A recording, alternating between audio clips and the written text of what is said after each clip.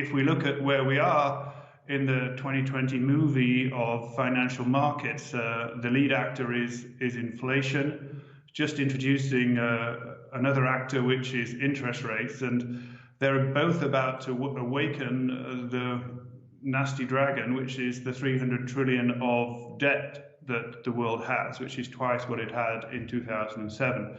So what we think is really key in choosing our investment portfolio is to have low debt levels. I mean, the average debt to equity level of most leading equity indices is close to 100%, whereas our portfolio is actually at 30%. So we are trying to build a portfolio of better metrics, so our investors at the end of the 2022 movie are happy with the script and have a happy ending.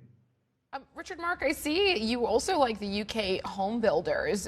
What is the thesis there? There's so much concern at the moment about the outlook for the UK economy, households and businesses getting crunched with inflation and the cost of living crisis. So what makes these attractive to you? Well, we're only really starting to invest on those on the dip, and I think Redrow's next on our target list. We've just added some more Taylor Woodrow, actually. Most of these UK house builders are down 25% year to date, and we just think they're getting to the stage where they're very cheap. They pay nice dividends. They have extremely low or zero debt levels, and so they're just a great value play to have in the portfolio. You said that you've got about 38% in cash at the moment. What's going to be the catalyst to redeploy some of that money? Well, simply better opportunities, and we think we're going to see those. And where we see perhaps the most value opportunities will arise going forward is in the US. If you look at the US price to earnings ratio compared to other markets, US is probably still the most expensive, and strong dollar's not going to help that situation.